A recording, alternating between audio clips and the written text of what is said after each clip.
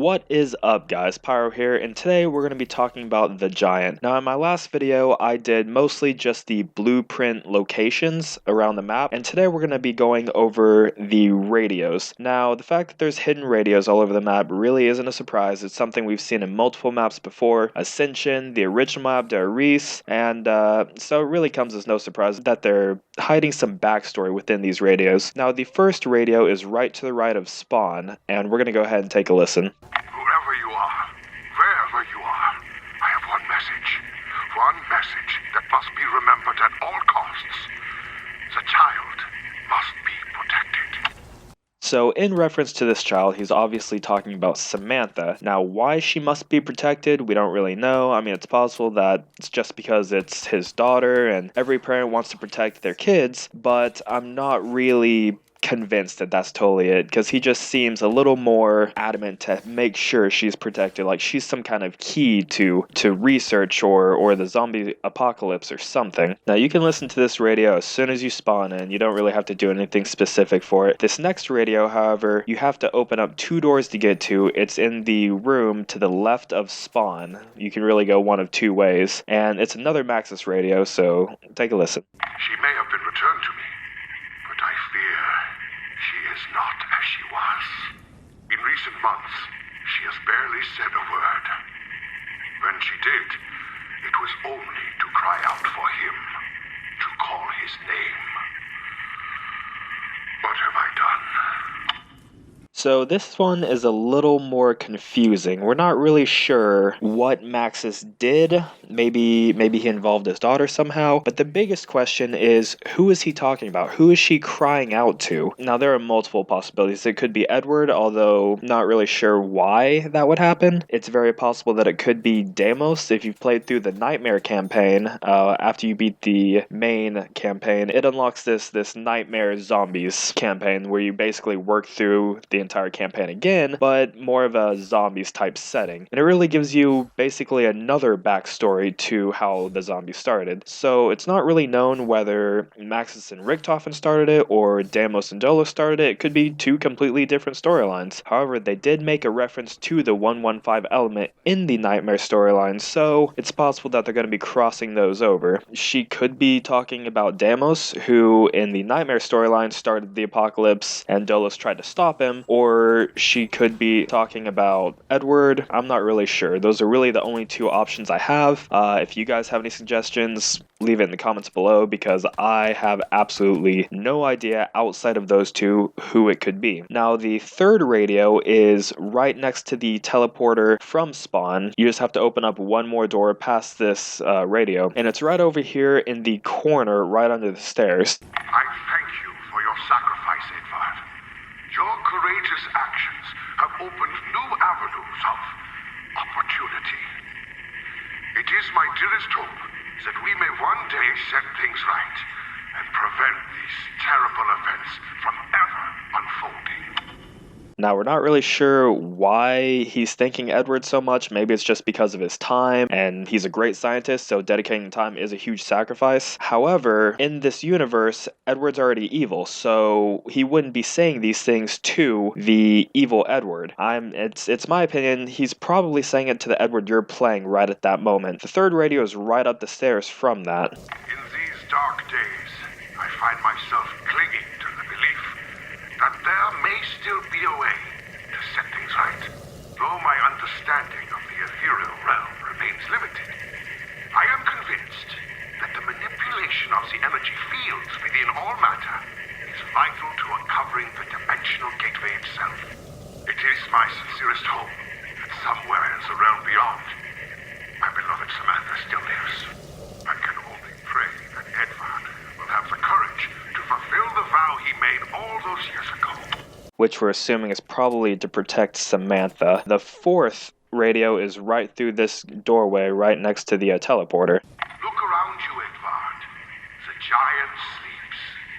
This facility was once alive with activity. Now, it is a graveyard. Group 935 are no more. What remains of their work has been scattered to the 4 winds. Only echoes and shadows remain. The test subjects can never be allowed to awaken. The havoc that could be wreaked upon the future by such simple-minded individuals could be catastrophic.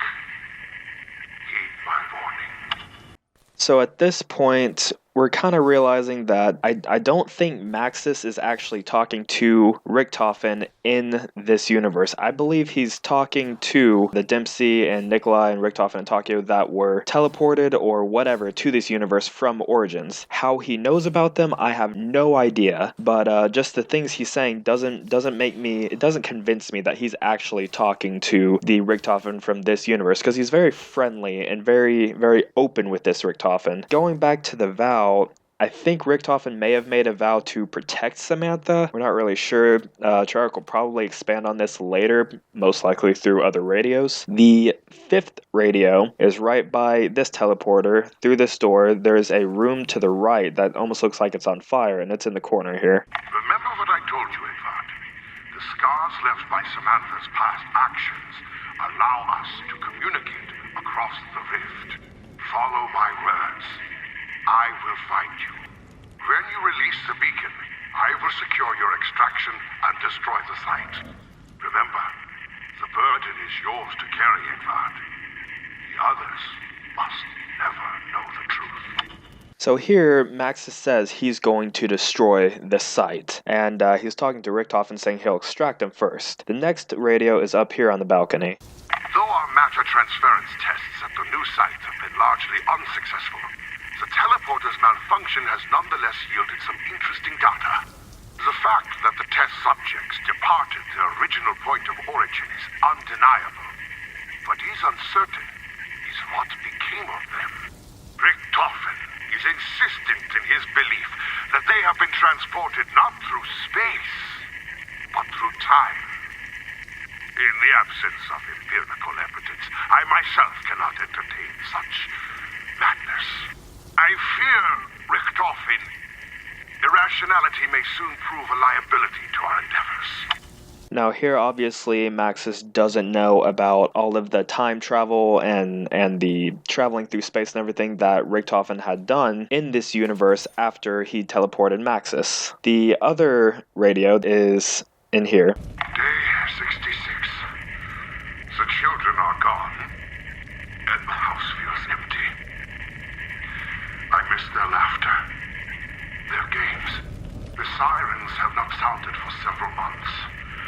I do believe that we may have turned the tide in the battle. But at what cost? The radiation levels from the fallout remain dangerously high. I can only pray I live long enough to confirm that my plan was indeed successful. And the dark presence that has haunted our dreams and infected every facet of our existence has finally been vanquished.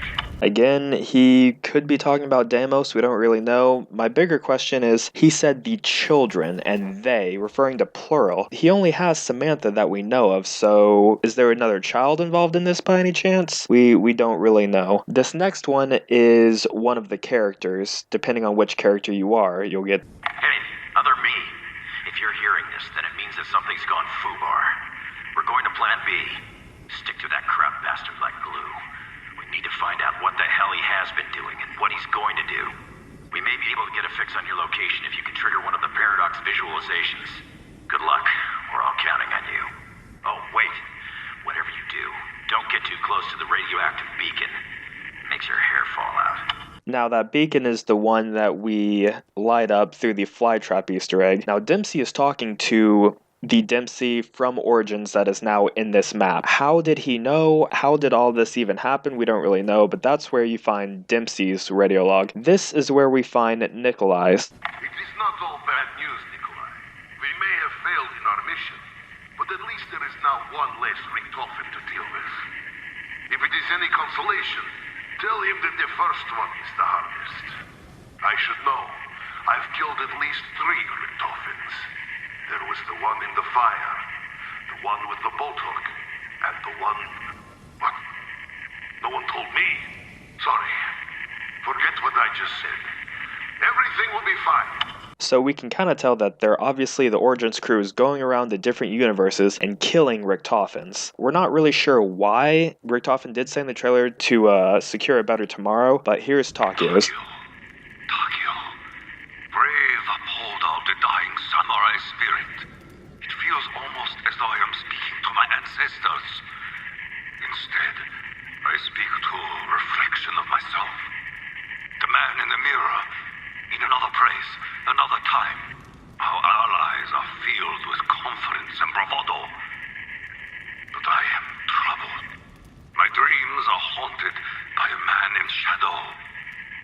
I fear this vision may be a portent of our destruction.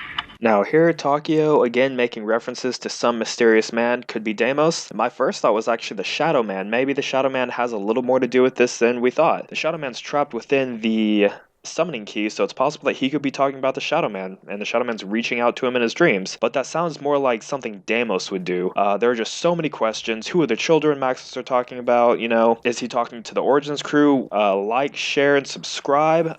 Comment. You know, let me know what you think. Thanks for tuning in.